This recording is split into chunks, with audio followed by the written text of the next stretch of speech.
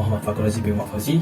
So now I'm gonna answer the question, section A, case study number 2. So the question is, think of the last person that you closely work with, either at work or personal project.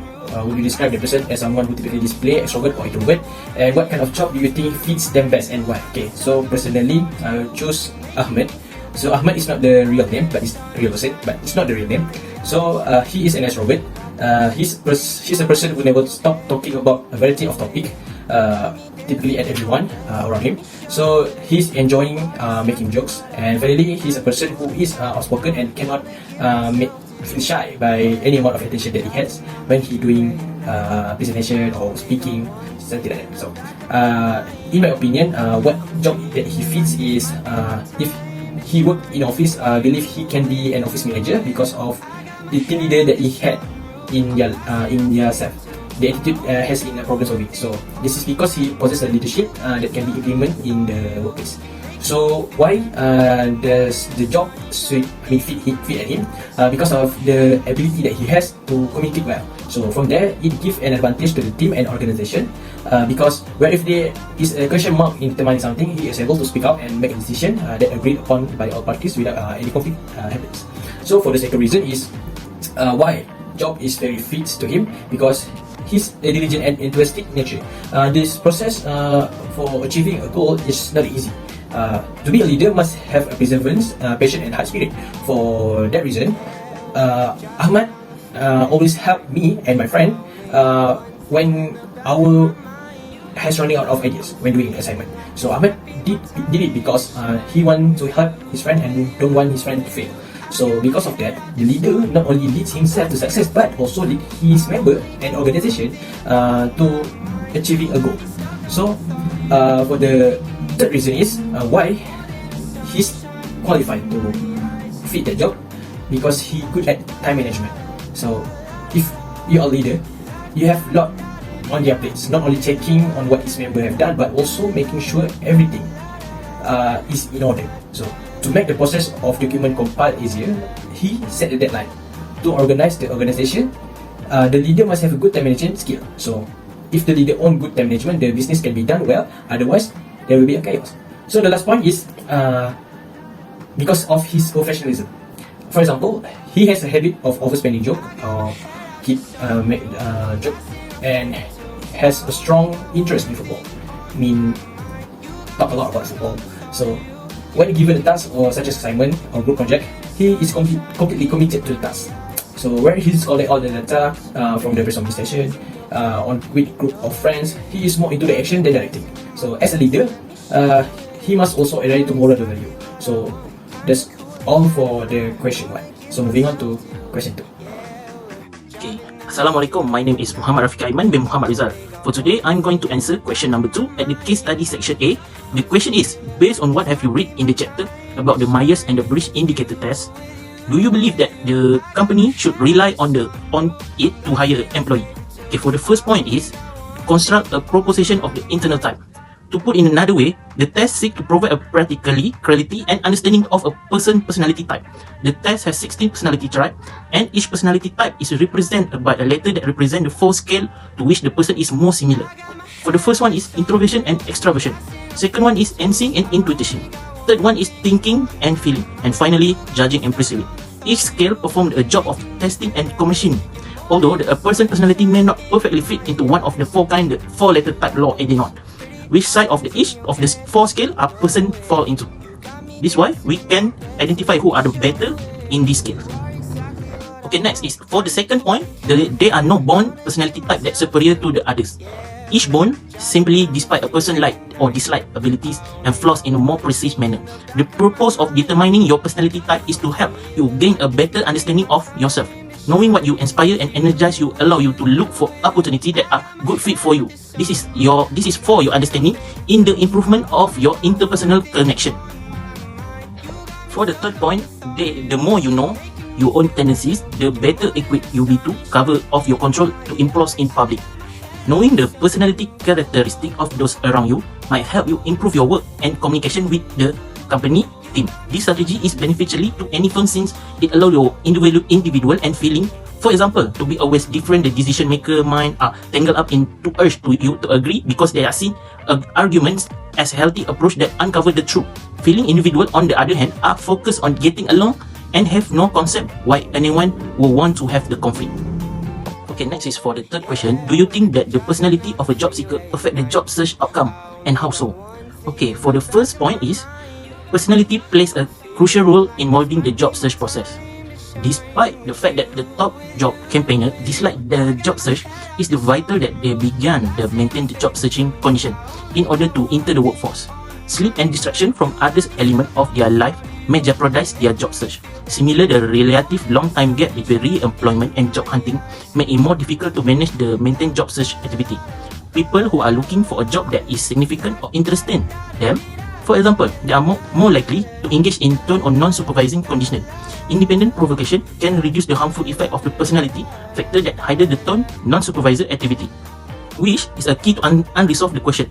As a result, the goal of the job seeker is to determine whether the how time-related personal trait and job search provocation are associated to non-supervisory job hunt activity and subsequent for the job hunt issue.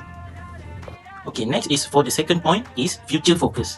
The unborn future or is a relative harmonious conscious personality perceivability that entail the attributing specific and social event to a future time frame. People who are concerned about the future, on the other hand, think about the future while making decisions and value long-term reward and issues. Adaptive behavior and high performance in a variety of areas such as health, work, education have been connected to a focusing one attention on the future.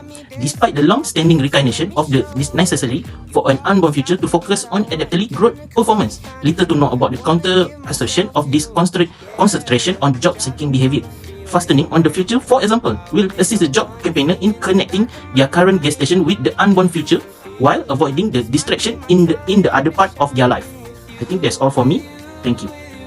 So moving on to the next part, which is can help establish your strength and weakness. So when pursuing your ideal career, considering your personality traits, it can help establish the strength and weakness, because it will reflect not only to identify your existing technical skill, but how you interact or behave around the others.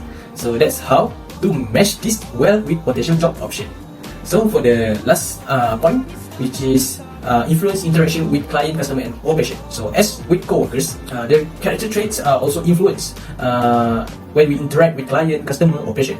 So those who are naturally caring, empathetic, and open to others are well suited for careers focused on helping people, such as doctors, youth worker, or roles in psychology. So the leaders among us will likely pursue more managerial or entrepreneurial opportunities, where they can guide and mentor others for the growth of a business. For example, you have a habit of helping people or helping people in need. You help sincerely without any return. From that, the souls of a team is able to inspire others, such as employees or children. So for that, with little moral value, you will give moral value to everyone about how good they do. So that's all for me. Okay, so Assalamualaikum and hello everyone. My name is Muhammad Ashraf Azmi and I'm from UniKL. So my number is 572-1212-1416. Alright, so moving on to the questions number 2, section B. The reason we don't trust our team is because ineffective communication. Underperformed teams are often caused by a lack of communication, and people are unlikely to grasp the task they are expected to complete without effective communication. At best, this ambiguity will cause delay in the completion of projects. In the worst scenario, employees may develop negative views or decide to leave the organization completely. The point number 2 is it can be about ineffective leadership. Ineffective leadership is another factor that contributes to poor team performance, while a lack of communication is one of the most common causes of poor leadership. It's far from the sole one. Delegation, keeping people engaged and energized, and soliciting regular feedback are all examples of good leadership skills. So the effect when we don't trust our team is communication can take an into rude turn. While it's normal to have negative feelings from time to time, and certain emotions, especially if they are expressed frequently by teammates, it can raise red light. For instance, anger. Anger is rarely a first-time reaction and it usually indicates a long-term frustration. And another thing is speaking of bullying, any harsh words or degrading communication. Even a passive hostile email has no place in a professional setting, and it indicates that there is a problem that needs to be addressed. The same can be said for gossiping. Bismillahirrahmanirrahim. Assalamualaikum warahmatullahi wabarakatuh. My name is Rafi bin Abdurrahman. So I will continue section B, question number 2. Can you think of other strategy that can help build trust among regional team members? So for the point number 1 is set clear goals and objective for team members. As a manager or leader, they should give a clear common goal with the objective for the team members. In advance, when the manager or leader set the clear goals and objective, this will increase productivity in the company and the organization. So other than that, with the action from the manager or leader, all of the team members will be motivated and will work hard for the task that be given. So as one example, as a manager or leader, they need to provide a clear guidance for team members such as information, document and other than that. So for the next point is communicate regularly among team members. Okay, communicate regularly with team will give a lot of advantage for build a trust among team members. Otherwise, manager or leader should find a way to make sure that team members always communicate each other and close. As an example, make an event, have a birthday party for team members, dinner or family day and so on. So when team members always meet and communicate each other indirectly with certain relationship between workers, this will help to make employees feel more comfortable with each other in the team members.